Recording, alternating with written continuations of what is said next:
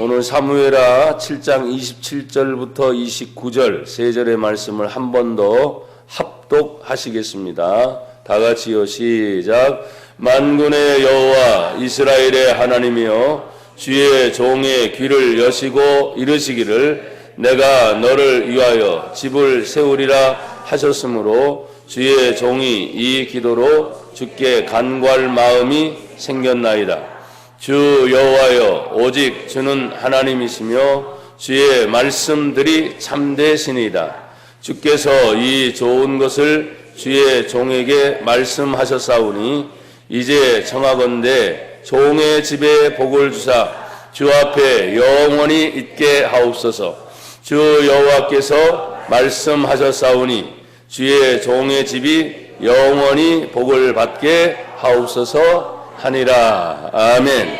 하나님은 어떤 분이라 그랬죠? 말씀하시는 하나님이세요. 그래서 29절에도 보면 주 여호와께서 뭐 하셨사오니? 말씀하셨사오니. 그리고 28절에 또 마지막에 보면 이 좋은 것을 주의 종에게 뭐 하셨사오니? 그래서 하나님은 뭐 하시는 분이라고요? 말씀하시는 분. 그런데 그 말씀하시는 것을 어떻게 해야 돼요? 잘 듣는 게 중요해요. 근데 잘 듣는 것보다 더 중요한 것이 있다 그랬죠? 바르게 알아들어요. 바르게. 그래서 다윗은 이 말씀을 들을 때마다 항상 이렇게 기도합니다. 27절에 만군의 여호와여 이스라엘의 하나님이여 주의 뭘 여시고? 종의 귀를 여시고. 지금 우리가 육신의 눈을 열어서 여러분이 다 듣지만 성경의 말씀은 육신의 귀로 듣는 것이 아니라 그랬어요. 할렐루야. 영의 귀가 열리길 바랍니다. 또 영의 눈이 열리길 바랍니다. 그래서 똑같은 말씀을 들어도 어떤 사람은 깨달아서 그 다음의 세계가 보이는 사람이 있어요. 근데 똑같은 말씀을 들어 어떤 사람은 그냥 그 자리에 앉아가지고 머물러 있는 사람이 있어요. 오늘 제가 그 얘기를 좀 더 성경 여러 것을 통해서 여러분에게 잠깐 말씀을 드리려고 합니다. 그 마음의 기도가 간구할 마음으로 생겼을 때 다윗은 하나님을 향하여 헌신하고자 하는 자신의 일생의 모든 것이 하나님께로 나아가는 것이 이 말씀을 듣고 바르게 살려고 했던 몸부림이 다윗에게 있었기 때문에 어떻게 보면 하나님께서 다윗을 만남에 내 종 다윗을 만나니 내 마음에 너무 흡족하다. 내 마음에 합하다. 하는 이유가 뭐냐면 바로 이런 부분이에요. 말씀을 하셔도 그 말씀을 바로 알아듣고 바로 행하는 거예요. 여러분에게 늘 실수하지 말라 그랬죠. 잘 믿는 거. 사람들은 잘 믿는 거라 그래요. 하지만 실수할 수 있습니다. 바르게 믿어야 됩니다. 잘 사는 거 중요합니다. 그러나 바르게 사셔야 됩니다. 그것이 오늘날 우리 성경에서 다윗이 여러분이 아신 건 뭐 간접 살인을 했고 또 간음도 했고 여러 가지 많은 죄를 지었지만 그 마음의 중심에 하나님을 향하여 그 마음 먹은 것이 끝까지 변해야 안 변해요. 그러니까 마음 먹은 것을 끝까지 변하지 않도록 가지고 지킬 수 있는 것이 뭐냐? 평상시에 하나님의 말씀을 듣고 순종하는 훈련이 되어 있기 때문이에요. 여러분 한 일주일 동안 또 다른 때는 월요일부터 시작해서 토요일 6일간 하다가 주일 저녁부터 시작해서 7일간이 되니까 우리 성도들이 힘들다 그래요. 예전에 생각해 보세요. 새벽 했어요, 안 했어요? 오전 했어요, 안 했어요? 저녁 했어요, 안 했어요? 하루에 3번씩 저희 교회가 좀 힘을 받을 때는 21일 쉬지 않고 갔던 때도 있어요. 기억해요, 여러분? 근데 벌써 늙어가지고 저녁만 일주일만 하는데도 지쳤대. 힘들대. 그래서 어떤 분은 입안에 빵꾸 나기도 하고 이제 안 하다 긴장하니까 그렇죠. 이게 몸이 힘든 것도 힘든 거지만 사실은 하나님의 말씀은 영적인 것이기 때문에 이 육신의 한계를 뛰어넘지 않으면 정말 피곤하고 힘든 겁니다. 하지만 하나님이 시간 내 안에 새겨진 그 말씀이 반드시 여러분에게 큰 은혜의 선물로 주시고 또 이겨낼 믿음도 주시고 큰 능력을 주실 줄 믿습니다. 자, 그러면 여러분 제가 거꾸로 이렇게 가겠어요. 사실은 지금 준비한 것들이 많은데 여러분 지금 다윗 얘기가 나왔기 때문에 다윗에게 있어서 가장 두려웠던 것이 뭘까요? 하나님을 늘 신전 의식을 가지고 있으면서도 분명히 죄를 지었어요, 안 지었어요? 지었어요. 순간적인 것뿐만이 아닙니다. 계획적으로 자신의 부하를 전장터에서 끌어들여다가 쉬게 하고, 근데 그것도 안 되니까 또다시 전쟁에 보내서 그 용감한 우리야라고 하는 장군을 그냥 적진 한가운데 놔두고 너희는 슬쩍 빠져라. 그리고 죽게 만드는 거죠. 그 계획적 살인까지 하는 거예요. 그러니까 얼마나 무서워요, 사실은. 그 사건을 무마하기 위해서 또 다른 일을 저지를 때 이것이 하루 이틀 가겠느냐는 거예요. 오래 지속이 될 수 있습니다. 그런데 다윗에게 있어서 정말 독특한 것은 뭐냐면 자기 안에 있는 성령이 떠나가면 죽는 줄 알았어요. 그게 다윗의 참 본받을 점이에요. 여러분 지금도 많은 사람들이 이렇게 얘기합니다. 교회를 다니면서 돈 잘 벌면 된다는 거예요. 이 아멘들도 안 하시네. 뭔 말인지 벌써 알아차렸나 봐.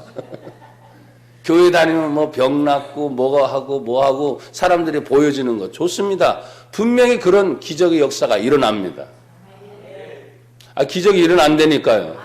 병자가 나음 받습니다. 악한 더러운 영이 떠나갑니다. 근데 그것이 왜요? 왜? 바로 예수 그리스도의 복음을 바르게 전해서 영의 구원뿐만 아니라 육신의 구원 동시에 필요하기 때문입니다. 예수님께서 10명의 문둥병자를 고치셨죠. 근데 여러분 보십시오. 10의 1이라고 그래서 자꾸 얘기하는 거예요. 10명이 가다가 예수님 명령을 듣고 가다가 자기들이 다 나은 것을 봤어요. 얼마나 좋습니까? 오늘날로 말하면 나병 환자니까. 나병 환자이면 격리입니다. 자기 집안 사람들도 못 만나는 겁니다. 사회로부터의 격리입니다.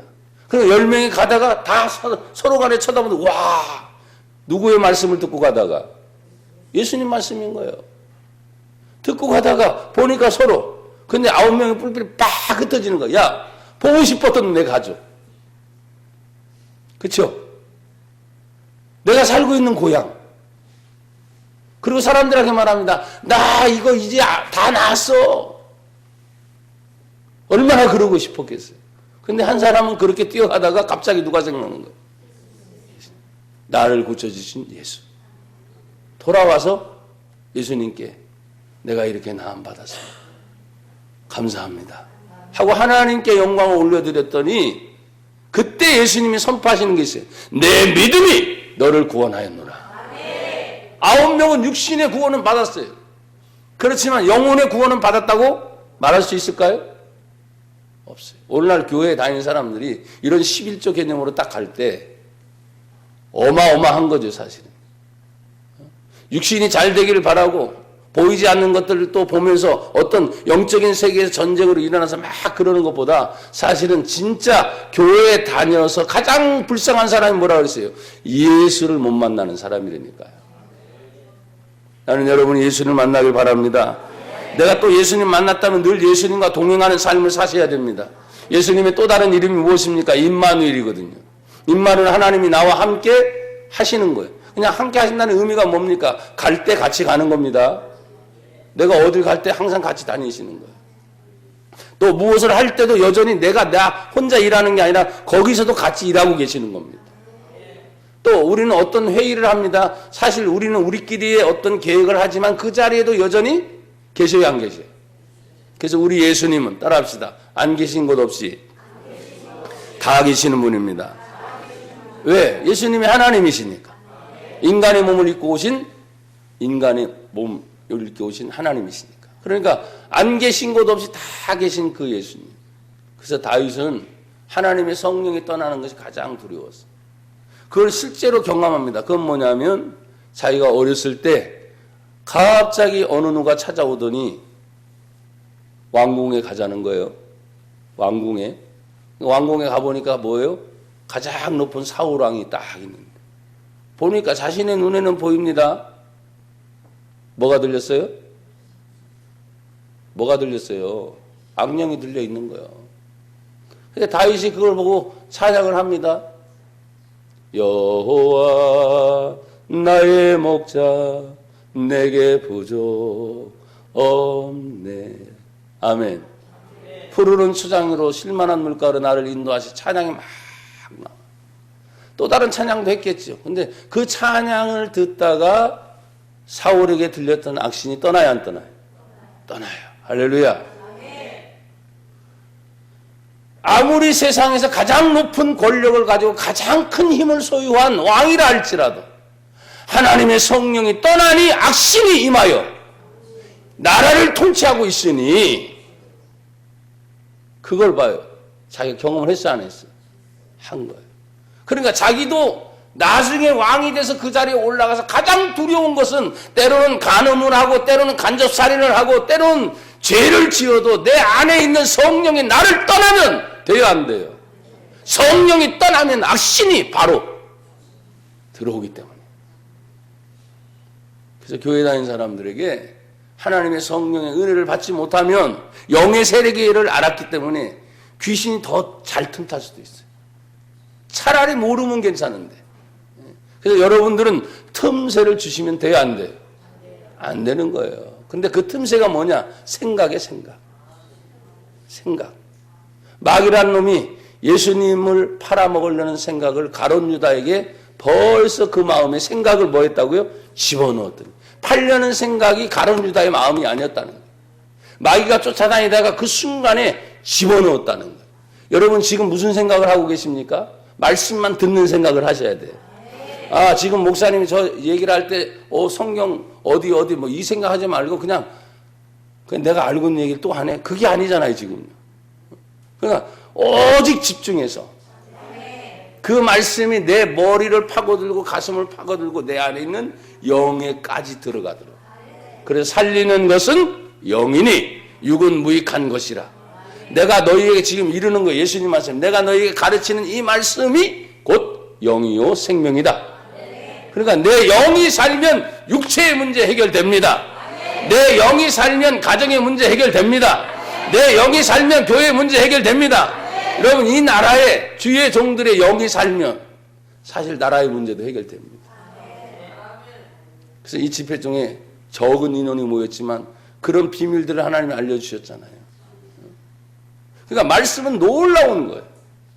하나님의 말씀은 온 시대와 역사를 뛰어넘고 그 순간순간 제대로 보면 큰 것도 보이고 작은 것도 보이고 깊은 것도 보이고 높은 것도 보이고 어마어마한 게 다 보이기 시작하네. 근데 사람들이 말을 하면 알아들어야지. 그 말을 하면 믿어야 되는데 믿지를 않으니까 그런 어려움이 생기게 되는 거예요. 여러분 성경을 한번 찾아보십시다. 시편 51편입니다. 시편 51편 찾으셨어요? 자, 51편 첫 서두에 다윗의 시 이렇게 돼 있죠. 그래서 인도자를 따르는 노래 그렇게 돼 있고 뭐라 그랬죠? 다윗이 바사바와 동침한 후 그러니까 간음을 한 거예요. 선지자 나단이 그에게 왔을 때 그러니까 죄를 지적을 받는 거예요. 나단 선지자를 통해서 지금 죄 지은 것을 얘기를 할 때 그 죄를 가지고 51장 3절에 보면 이렇게 말했어요. 물은 나는 나의 죄가를 누가 알아요? 내가 알고 있어요. 내가. 근데 감추었을 뿐인데 하나님이 선지자를 통해서 팍 지정하고 있으니까 이게 두렵기도 하고 떨리는 마음이지만 아니 이전부터 자신이 알고 있는 거예요. 그렇지만 덮는 거죠. 들키지 않을 때까지.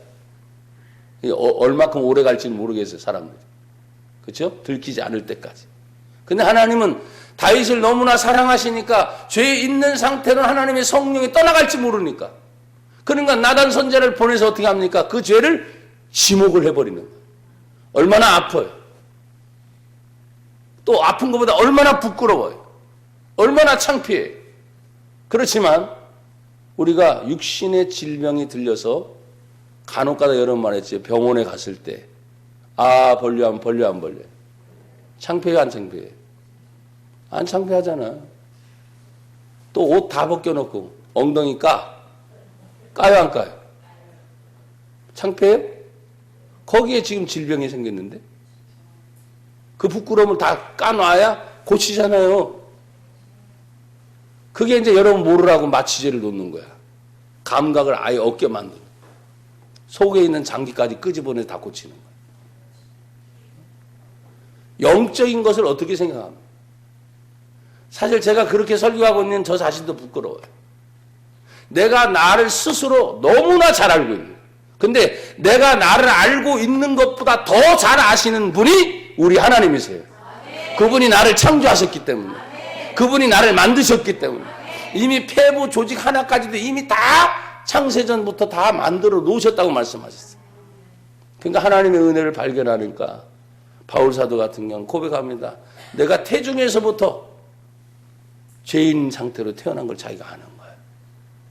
더 깊이 가니까 만세전부터 어느 누가 몇천 년 전에 누가 태어날지는 모르지만 만세전부터 하나님이 우리의 생명을 지금 이 시대에 태어나도록 만들어주셔서 주의 영광을 위해 살도록 건강 주시고, 아멘, 생명 주시고, 필요한 거 그때마다 주시고, 우리로 하여금 이 땅에 살다가 하나님을 찬양하고 영광 돌리다가 그러다가 내가 부르면 그때 오너라.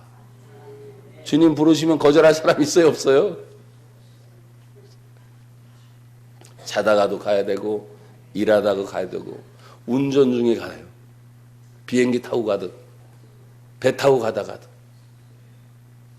가끔씩 여러분 잊어버릴 만하면 세월호 사건 얘기하죠. 교회에 다니는 친구들이 많이 죽었어요. 한 교회에서도 보면은 정말 교회 많이 다니는 그 교회 아주 쑥대밭 정도가 될 정도. 그런 아픔과 상처들이 다 어느 정도 또 시간이 지나면 회복이 되겠죠. 여러분 그 죄를 누가 안다고요? 내가 안단 말이에요. 여러분 오른손 들어. 그 죄는 내가 압니다. 여러분 건 여러분이 아는 거죠. 더 중심으로 하나님이 알게 될 때 여러분 보십시오. 자기의 죄를 고백할 때 물은 나는 내 죄가를 압니다. 내 죄가 항상 어디에 있어요? 내 앞에 있습니다. 안다는 거예요. 그 부끄러움 수치를 드러내진 않지만 그러면서 5절에 말합니다. 내가 죄악 중에 출생하였고 어머니가 죄 중에 나를 잉태하였습니다. 그것이 인간의 모습입니다. 그렇지만 하나님께 간구하고 있습니다. 우슬초로 나를 정결하게 하십시오. 내가 정하리다. 나의 죄를 씻어주십시오. 내가 눈보다 희리이다. 그러면서 여러분 보십시오. 10절 11절은 다 같이 있습니다. 시작. 하나님이여 내 속에 정한 마음을 창조하시고 내 안에 정직한 영을 새롭게 하옵소서. 11절 시작. 나를 주 앞에서 쫓아내지 마시고. 아멘. 성령이 떠나가면 끝나는 거예요. 돈 많은 거, 세상으로 출세하는 거 아닙니다. 하나님의 거룩한 성령이 언제나 우리 안에 머물도록, 여러분의 가정 안에 머물도록, 하나님의 교회에 머물도록. 사람이 그런 것 같아요. 교회가 크고 작은 걸 떠나서 나름대로 영적인 사람들이 이렇게 방문을 하게 되면 거기에 느껴지는 그런 감정들이 쫙 와요. 이게 영적인 거기 때문에. 우리 교회가 그래도 한동안 막 뜨겁게 기도하고 막 그런 은혜를 사모했었는데 어느 누구든 단 한 사람도 우리 교회 이 영적인 흐름에 대해서 안 좋게 얘기한 사람이 거의 없었어. 오면 편안하대. 예. 아멘들이 안 나오시네. 편안하대. 그리고 기도도 안 되는 게 아니라 된대. 여러분 기도 안 되는 교회가 있어요. 기도가 안 돼. 하긴 하지만 뭔가 막힌 듯한. 그리고 기도가 막 하게 되면 쭉 올라가는 그런 느낌인데 가다가 툭툭툭 막 끊어지는 그런 느낌. 또 하늘로 팍 가야 되는데 가다가 푹 떨어지는 그런 느낌. 그게 왜 그럴까요? 다윗이 지금 나단 선지자를 통해서 정말 두려운 것이 하나님 내 안에 정직한 영을 새롭게 하시옵소서. 주의 성령을 내게서 거두지 마시옵소서. 그럼 왜? 그렇게 간구했던 이유 중에 하나가 뭐냐면 여러분 성령이 내게 계속 머물면 내 죄를 이미 씻기시고 함께 하시는 그분이 우리를 회복시켜 주실 줄 믿습니다. 어떻게 회복시켜 주죠? 12절 다 같이 시작. 주의 구원의 즐거움을 내게 회복시켜 주시고 어떤 마음? 자원하는 심령을 주사 나를 붙드소서. 아멘. 그러니까 전후는 다 읽어보셔야 되는데 제가 그냥 주제로 하기 때문에 여기까지만 하도록 하겠습니다. 사랑하는 여러분, 우리가 하나님의 나라를 바라볼 때 지금 다윗 한 사람의 얘기지만 사도 바울은 하나님의 나라를 얘기합니다. 그 하나님의 나라를 선포할 때 하나님의 나라는 뭐요? 먹는 것과 마시는 것이 아니요 그랬어요. 우리가 육신의 생활에 그렇게 가장 소중히 여기는 먹고 마시는 문제가 하나님의 나라는 아니요 그랬어요. 그럼 하나님의 나라는 뭡니까? 먹고 마시는 것이 아니라면 성경 말씀이 팔떡 생각나야 되는데 자 로마서 14장을 한번 찾아보세요. 찾아서 읽는 것도 또 괜찮아요. 로마서 14장 17절 짧은 성격이지만 보십시오. 다 같이 읽어요. 찾으셨어요? 예, 다 같이 읽어요. 시작. 하나님의 나라는 먹는 것과 마시는 것이 아니요 오직 성령 안에 있는 의와 평강과 희락이라. 아멘. 그러니까 여러분 이 안에 살면서 하나님 잘 살게 해주세요. 그거 놓고 기도하지 말라니까. 출세하게 해주세요. 그거 놓고 기도하지 말라니까. 여러분이 웬만큼 살다 보면 직장 생활하고 무슨 생활하는 거 좀 풀려요. 요즘에 하도 경기가 안 좋으니까 사업하는 분들은 진짜 많이 어렵대. 그런 데서 할 길은 있어요 없어요? 있어요. 그래서 하나님의 나라를 얘기할 때는 먹고 마시는 것이 아니요. 뭐라고 했어요? 하나님의 성령 안에 있는 의가 뭐예요? 의. 하나님의 뜻을 실천하는 겁니다. 또 뭐예요? 평강입니다. 아무리 힘든 일이 닥쳐도 평안이 있을지어다. 또 아무리 어려운 일이 다가와도 평안이 있을지어다. 여러분 지금 나라의 위기가 막 그렇다 그러잖아요. 그럼에도 불구하고 여러분 항상 생각합니다. 진짜 하나님의 나라는 위기 속에 하나님의 평안이 임하는 거예요. 위기가 위기로 끝나면 안 되잖아요. 그렇죠? 그 위기 속에서 사람들이 정신을 차리는 거야. 이게 어떤 것인가? 왜? 위기가 없을 때는 그냥 태평성대라고 알고 사람들이 깨어나지 못하거든요. 그러니까 아마 위기의 상황은 더 급하게 막 치닫을 수도 있어요. 그러나 늘 말했습니다. 정치의 싸움이 아니다. 우리들은. 어떤 좌파 우파의 싸움이 아니다. 성경을 믿는다면 하나님 안에서 하나님의 나라가 이 땅 대한민국에 세워지게 하옵소서. 그럼 이 땅 나라 대화에 세워진다. 성령 안에 하나님의 의가 실천나는 나라가 되게 해주세요. 교회도 마찬가지입니다. 하나님의 의, 말씀대로 살아가는 교회가 다시 회복돼야 됩니다. 우리 사람들도 마찬가지. 예수 믿는다고 했지만 목사님들이, 우리 성도들이 사실 먹고 사는 문제로만 많이 갔잖아요. 솔직히. 내 자식도 마찬가지. 모든 거. 물론 우리가 하나님 앞에 영적인 축복을 받으면 육적인 축복은 따라오게 돼 있어요. 왜 그건 또 아멘을 안 하셔? 따라오게 돼 있다니까. 그런데 이게 어느 순간 균형이 깨져가지고 영의 문제보다 육신의 문제를 더 신경 쓰기 시작한 거예요. 이 나라 대한민국이 이렇게 번영을 이룬 것은 역사상 대한민국밖에 없다니까요. 그런데 너무나 많은 번영과 축적을 가져다 보니까 영적인 세계를 끌어올리려면 어떻게 해요? 이게 힘들어져야 되거든요. 그래야 하나님을 찾겠다. 그냥 어려운 사람들은 그래요. 아이고 어려운데 똑같이 어려웠는데 아니에요. 전체적인 거예요. 전체적인 거예요. 하나님의 의와 하나님의 평강과 뭐라 그랬어요? 희락, 기쁨이 진짜 있습니까? 요 사이에?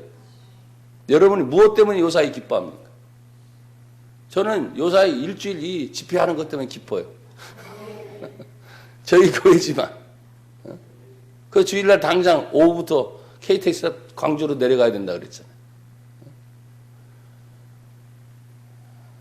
1월 달 중에 어쨌든 계속 있어요.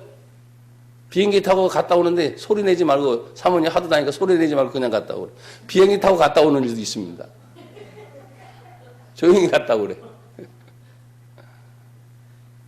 주일 겹치지 않으면 그냥 한 주 내에 갔다 오는 건 조용히 갔다 오라.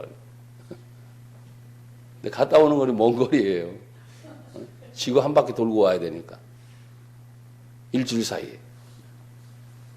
여러분 기도도 많이 해주세요. 우리 나시는 목사님 이번 한 주간 또 목이 원래 저렇게 쉬시는 분이 아닌데 얼마나 찬양 열심히 하면 뜨겁게 하니까 목이 쉬잖아요. 저도 웬만하면 목이 쉬는 사람이 아니잖아요. 우리가 주의 일을 하면서 진정 희락, 내가 요 사이에 무엇 때문에 기쁘지? 교회 가도, 여러분의 집에 돌아가도, 또 내가 사회생활을 하면서 부딪히는 여러 가지 문제를 보면 내가 도대체 뭐가 기쁘지? 여러분, 내 주변에 어떤 일들 때문에 기쁜 것이 아니고 진짜 기쁨의 근원은 내 안에 예수입니다. 근데 이 예수가 오래간만에 고백하시죠. 예수님이 나의 전부입니다. 두 손을 이렇게 하세요. 예수님이. 두 손을 이렇게 예수님이 나의 전부입니다. 맞아요? 내 속에 있으니까 그냥 잠깐 숨겨놓는 거예요. 왜? 지금 자꾸 먹고 사는 일이 급하니까. 진짜 기쁨은 내 안에 예수님이 웃게 만드는 거예요. 그분이 웃을 수 있는 일이 뭡니까? 기도하는 일이에요. 찬송하는 일이에요. 예배하는 일이고 전도하는 일이고. 왜? 예수님의 오신 목적이 뭐예요? 성경은 인자가 이 땅에 온 것은 잃어버린 자를 찾아왔다 이거예요. 마가복음은 내가 전도하기 위해 왔다. 아예 정확하게 말하고 계세요. 온 인류를 구원하시게 오신 예수가 이 땅에 왔다. 그게 가장 기쁨. 성령이 임하니까 그런 일들을 막 하기 시작하는 거예요. 그러면 왜 우리가 이토록 성령의 은혜를 하나님의 나라로 생각해야 되는가? 그 하나님의 나라가 이미 밖에서 이루어지는 게 아니라 어디에서 이루어진다고요? 내 안에. 내가 바르게 하나님의 의를 행하려고 합니다. 평강도 사실 내 안에 있는 거예요. 희락도 이미 내 안에 있는 거예요. 그러면 그것이 이루어졌을 때 여러분을 통해서 표출되는 게 있어요. 내가 바뀐 언어가 있어요. 내가 바뀐 삶의 모습과 태도가 있어요. 그러면 이 사람들은 어떻게 되냐? 여러분 그게 바로 18절 우리가 읽었죠? 19절의 대답이에요. 그러므로 같이 우리가 17절 18절 시작. 이로써 그리스도를 섬기는 자는 하나님을 기쁘시게 하며 사람에게도 칭찬을 내면의 세계가 내가 예수님 안에서 나와 동행하면서 나만 하는 게 아니라 이걸 보면서 하나님이 기뻐하시고 인간은 인간 관계의 사회생활이 있잖아요. 그러면서 사람들로 하여금 뭘 받아요? 칭찬받아야 돼요. 손가락질 당하면 안 되죠. 2020년에 여러분과 제가 신경 쓴 부분이 그거예요. 내가 가정에 갑니다. 직장 생활합니다. 주변의 사람들을 만납니다. 그때 참 교회에 다니는 사람, 이제 누굴 보는 거야? 지금 저와 여러분들을 보는 거예요. 말하는 거, 행동하는 거, 이런 모든 것들이 참 본받을 만하다. 그러면 이제 여러분 전도에 성공하시는 거예요. 할렐루야. 여러분, 우리가 주님의 은혜를 그렇게 간절히 사모하게 될 때 성령이 이런 역사하심이 많이 있어요. 하지만 내 안에, 여러분 안에 그 하나님의 성령을 간절히 더 사모하는 마음을 갖기를 주의 이름으로 축복합니다. 진짜 좋은 것이 뭘까요? 바로 하나님의 성령이 내 안에 오시는 겁니다. 여러분 누가복음 11장을 보십시오. 누가복음 11장.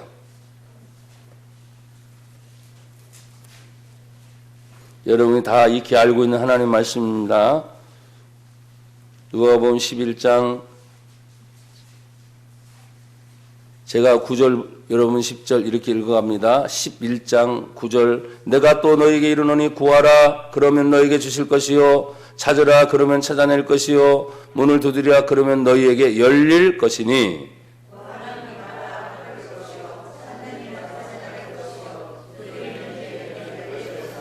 너희 중에 아버지 된 자로서 누가 아들이 생선을 달라 하는데 생선 대신에 뱀을 주며 다 같이요. 너희가 악할지라도 좋은 것을 자식에게 줄 줄 알거든 하물며 너희 하늘 아버지께서 구하는 자에게 아멘. 하물며 너희 하늘 아버지께서 구하는 자에게 성령을 주신다. 이거. 주시지 않겠느냐 하는 것은 반문을 통해서 그걸 강조하는 법이지만 그냥 다이렉트 하늘의 아버지께서 구하는 자에게 성령을 주신다. 그러니까 구하고 찾고 두드리는 것의 핵심이 뭐냐 하면 하나님의 성령을 우리에게 주십시오. 왜? 영의 사람은 하나님의 성령의 강력이 임해야 돼. 그래야 성령을 통해서 기도해도 또 찬양해도 예배를 드려도 하나님의 성령을 통해서 하니까 그 성령을 통해서 드려지는 모든 것을 서로 주고받을 때 어떻게 되겠어요? 그 자리가 하나님이 얼마나 기뻐하는 자리가 되겠어요. 저는 몰라요. 지금 제가 가게 되는 맹인한 목사님 교회가 한 500~600명 모이는 교회인데 상황을 몰라. 근데 늘 기도하는 거죠. 하나님, 자주 친분이 있는 것도 아니지만 그냥 알고서 지내는 가운데 보내신다면 늘 뭐 크든 작든 어느 교회를 가든지 항상 하나님 거기 그 장소에 하나님의 말씀이 꼭 필요하도록 역사하옵소서. 내가 드러나는 게 아니에요. 나는 하나님의 도구일 뿐입니다. 나는 말씀의 도구일 뿐입니다. 그러니까 나를 써주십시오. 그러니까 제가 또 찾고 구하고 두드리면서 바라는 게 뭐겠어요? 지금 하늘 아버지께서 성령을 주시지 않겠네. 그럼 여러분 이미 저와 여러분 안에 성령님이 계셔야 안 계세요? 계셔요. 그러면 계시다고 한다면 성령이 또 오시는 게 아니에요. 이 하나님의 성령이 내 안에서 강력하게 역사하도록 내 속에 회개의 영이 터져야 되고 또 자복하는 마음이 터져야 되고 이런 모든 것들이 주의 성령이 하시려고 하는데 여러분 아는 게 많잖아요. 들은 게 많잖아요. 습관적인 게 많잖아요. 형식적인 것이 많잖아요. 그러니까 그럴듯하게 포장은 돼요. 여러분에게 선물을 제가 한번 드린다면 한 이 정도 크기의 포장을 아주 그럴싸하게 아주 고급시고 값지게 해서 선물을 딱 우리 권사님한테 준다고 하면 받는 순간 어떻게 해서 기대감이 크겠죠. 근데 포장지를 뜯고 선물은 이만한다 그랬잖아요. 근데 또 뜯어보니까 또 빈통이 나오네. 또 뜯어보니까 또 자그마한 빈통이 또 나오네. 그럼 점점 기분이 어떻겠어요? 솔직히 얘기해봐요. 목사님이 나를 놀리나? 시험해보나? 또 뜯어보니까 또 그래. 나중에는 그냥 껌 하나밖에 안 들었네. 이렇게 제가 선물을 드리진 않지만 하나님이 우리에게 주신 성경의 선물이라는 게 그냥 포장된 채로 뜯으면 빈통이고 뜯으면 빈통이고 뜯으면 빈통이어서 나중에 내가 기대한 것만큼 전혀 형편없는 것이 들어있는 것이 아니라 이 말이에요. 내 안에 계신 주의 성령이 전능하신 하나님인데 나를 통해서 당신의 전능한 것을 품어내고자 하고 나를 통해서 거룩한 하나님의 모든 것을 다 드러내고자 하는데 내가 너무 막혀있는 거예요. 너무 또 세상적인 거예요. 말로는 아니야. 정말 믿음이 좋은 사람이야. 근데 하는 행동을 보니까 마지막 결정적으로 너무나 인간적인 거예요. 내가 우리 교회 성도들에게 말했고 가끔 집회 가서도 그런 얘기를 합니다. 정말 성령의 충만을 받고 싶습니까? 여러분 뭔 내용 하니까 다 아멘을 안 하잖아. 성령 충만 받아라 하면 아멘 하잖아요. 아멘. 근데 여러분 들은 내용이 있으니까 아멘을 잘 안 해. 왜? 진짜 성령이 충만하면 성령이 여러분을 끌고 가신다니까. 그 각오가 안 되면 성령 충만 달라고 하면 안 된다니까. 성령의 감동이 와서 어느 날 갑자기 여러분 보십시오. 아나니아와 삽비라 같은 경우 그분들이 성령을 받았어요? 안 받았어요? 분명히 받은 거잖아. 왜? 전 재산을 팔아버리고 사도들 앞에 갖다 바치려는 거야. 어마어마한 사건인 거예요. 그런데 뭐요? 갑자기 뭐요? 아까운 생각이 드는 거예요. 그게 성령의 생각이에요? 마귀의 생각이에요? 여러분들 성경을 알고 있으니까. 분명히 성령을 받아서 하나님 앞에 감동을 받는 거죠. 이 사람도 저 사람. 초대교회 역사가 막 그거니까. 자기가 여기지 않아. 왜 그걸 갖다 줘도 자기만 최소한 것만 가지고도 살 수 있어. 공동부모가 막 되는 거예요. 그런데 남편이나 아내의 마음이 어떻게 통했는지. 재산이 얼마니까 난 모르겠어요. 한 절반 하든 뭐 3대 6을 하든 7대 3을 하든 얼마를 감춰두고 가서 얘기합니다. 베드로 사도 앞에서. 뭐라고 합니까? 이게 전부냐? 예, 전부입니다. 아유, 얼마나 좋아. 근데 이 성령을 속인다 그랬잖아요. 아, 저도 그랬으면 좋겠어. 성령을 속이는 거. 그 자리로 죽잖아요. 오늘날 그런 일이 있으면 죽을 사람 한둘이 아닐걸. 교회 안에. 근데 아내도 모르고 이제 그 시체를 데리고 나갔는데 아내도 또 떨렁떨렁 똑같이 죽어야 안 죽어요? 성령 받고 헌신해도 죽어요. 차라리 그들이 성령 안 받고 그냥 안 했으면 살아요? 사는 거죠. 너무 극한의 대조를 여러분한테 갖다 대서 다 충격받은 얼굴들입니다, 지금. 하나님의 성령을 진짜 사모해서 우리가 받는다면 내 욕심 다 내려져요. 인간의 생각을 할 수도 없어. 왜? 성령이 나를 지배해버리니까.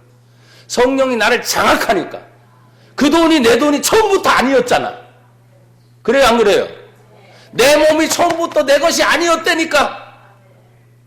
하나님이 나에게 주신 거잖아요. 나의 모든 소유, 나의 모든 것. 근데 어느 순간부터 내 건강 내가 챙겨야 돼. 물론 그건 건강 관리 차원에서 좋은 거지만 내 몸. 아니 주님의 몸이라니까요. 이 세상에 그 어떤 것도 내 것이라는 것이 있어요, 없어요? 없어요. 고백합시다. 다 주님의 것입니다. 그러니까 주님의 것이니까 당연히 돌려드리는 거. 그게 뭐가 어때요? 제가 이런 마음만 70, 80 가도 안 변했으면 좋겠다니까 지금 이렇게 큰 소리 치는 게. 요 사이 목사님들이, 여기 목사님들 계신데 정말 죄송해요. 노후 때문에 걱정하는 분들이 한두 분이 아니야. 왜? 제대로 준비가 안 돼 있으니까. 저도 충분히 이해를 합니다. 왜? 저 자신도 노후 대책을 지금 하고 있지 않으니까. 항상 그분들도 외쳤을 거야. 믿음으로 하나님이 끝까지 책임져 줄 거야. 할렐루야. 아멘들 좀 크게 하세요. 책임져 주실 거야. 저도 그러니까 지금도. 근데 예전보다 조금 나아진 게 있어. 보험이라도 몇만 원짜리 들어놓으면 훨씬 나은 제도가 옛날 어른들은 없었잖아요. 불과 몇십 년 전에 없었잖아요. 근데 지금은 국가적으로도 보험제도가 잘 돼요. 또 사회적으로도 보험제도가 잘 됐으니까 최소한의 것은 뭐요? 준비할 수도 있는 거예요. 근데 옛날 어른들 생각하면 너무 가슴이 아파. 너무 속상할 때도 있어. 정말 믿음으로 살아오셨는데, 정말 본을 보이면서 살아왔는데, 주위의 종들뿐만 아니라 어른 시대들 여러분 한번 생각해 보세요. 그런데 그 눈물의 헌신과 기도가 오늘날 이 대한민국 안에 있는 교회가 지금 되어 있는 거야. 어떻게 부모 세대 없이 자식 세대가 있습니까? 그렇죠? 어떻게 어른 세대가 없이, 선배 세대가 없이 후배 세대가 있고 자식 세대가 있습니까? 그러니까 우리는 언제나 어른들을 존경하셔야 돼. 아멘. 그리고 최소한도 욕심 버리고 주님이 나를 쓰시려고 하실 때 나를 들을 수 있다면 그것이 가장 행복한 순간인 줄 믿습니다. 여러분, 육신의 부모가 아무리 악한 부모라 할지라도 자기 자식에게는 좋은 것을 주려고 하는 것이 육신의 부모다. 하물며 하늘에 계신 우리 아버지 하나님이 가장 좋은 거 주시잖아요. 근데 그 가장 좋은 것이 성령을 주시지 않겠느냐. 이 세상에 그 어떤 것보다도 신앙생활하는 중에 가장 존귀한 것. 그래서 성령 받는 거예요, 성령 받는 거. 그 성령이 내 안에 임하니 약하던 사람이 막 담대해지기 시작하고 부정적인 사람들이 긍정적으로 바뀌기 시작하고 그 성령이 임하니 얼굴 색까지도 막 바꿔버리잖아요. 빛나게 하시잖아요. 막 빛나게 하시잖아요. 불평하던 입술이 막 감사가 나오는 거예요. 죽겠다 죽겠다 하는 사람이 죽는 게 아니야. 뭐 까짓 거 죽는 거 한 번밖에 더 죽어요? 주님이 다 알아서 하시지 하고 믿음으로 한 걸음씩 나갈 때 하나님이 정말 역사하신 걸 여러분 보이게 돼요. 사랑하는 여러분 승리하시길 바랍니다. 자, 이제 또 성경을 한 번 더 찾아보시길 바라요. 성경의 말씀을 보면 로마서에 있는 말씀으로 한 번 더 찾아보시기 바랍니다. 로마서 5장을 보시겠어요.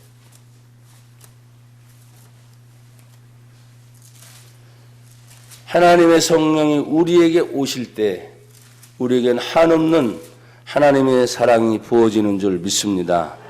자, 5장 보십시오. 자, 1절부터 쭉 읽어내갈 때 읽으시려 할 때 읽으세요. 그러므로 우리가 믿음으로 의롭다 하심을 받았으니 우리 주 예수 그리스도로 말미암아 하나님과 화평을 누리자. 또한 그로 말미암아 우리가 믿음으로 서 있는 이 은혜에 들어감을 얻었으며 하나님의 영광을 바라고 즐거워하느니라. 다만 이뿐 아니라 우리가 환난 중에도 즐거워하나니 이는 환난은 인내를, 인내는 연단을, 연단은 소망을 이루는 줄 알미로다. 5절 다 같이요. 시작. 소망이 우리를 부끄럽게 하지 아니함은 우리에게 주신 성령으로 말미암아 하나님의 사랑이 우리 마음에 부은 바 됨이니. 할렐루야. 그러니까 하나님의 성령을 받아야 됩니다. 하나님의 성령이 우리 속에 막 임해서 강하게 역사하시는 게 뭐예요? 하나님의 사랑을 막 부어주시는 거예요. 인간의 사랑은 한계가 있어요, 없어요? 있어요. 그러니까 인간도 사랑을 안 한다는 게 아니야. 사랑을 하는데 그 사랑은 항상 조건적이에요. 끝이 있어요, 없어요? 자꾸 끝나. 근데 하나님의 사랑은 끝이 없어. 계속 흘러가게 하시는 거예요. 그러니까 우리가 신앙생활을 하면서 세상의 사랑이나 인간의 사랑이 아니라 성령을 통해서 하나님의 사랑이 우리 마음에 막 부어지게 되면 지금 물질도 말했고 건강도 다 얘기했어요. 그렇습니다. 하나님의 사랑으로 내가 살아가는 존재가 나인 것을 알기 때문에 주어도 아깝지 않은 거예요. 또 줬는데 더 못 줘서 미안한 거 솔직히. 그게 하나님의 사랑이지. 주고 난 다음에 아까운 생각이 들면 그게 이제 대가를 바라는 사랑이지. 조건적인 사랑이지. 그래서 성경의 하나님의 사랑은 아가페, 무조건적, 조건 없는 사랑을 우리에게 주신 줄 믿습니다. 그 예수님이 내 안에 들어오심도 조건 없는 사랑이에요. 하나님을 영접하면 그냥 마음의 문을 연 거잖아요. 값을 치르는 것도 아니야. 참 놀라운 거예요. 그걸 믿음으로 고백하고 내 마음의 문을 열면 예수님이 내 안에 들어와서 하나님의 자녀가 되는 권세를 주셨다. 야, 너무나 놀라운 거죠. 그걸 받은 분들이 바로 오늘 저와 또 우리 여러분들이 된 줄입니다. 그리고 우리는 하나님 앞에서 이 은혜를 받아서 어떻게 계속 해야 되는가? 여러분 이제 몇 가지가 더 있는데 그냥 한 가지만 더 찾아보고 말씀을 맺으려고 합니다. 자, 보십시오. 요한복음 15장입니다.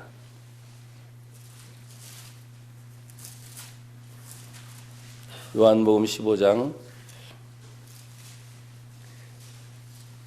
하나님의 성령은 진리인 줄 믿습니다. 근데 그 진리의 성령이 우리에게 오시게 될 때 일어나는 일들입니다. 먼저 15장 26절을 제가 먼저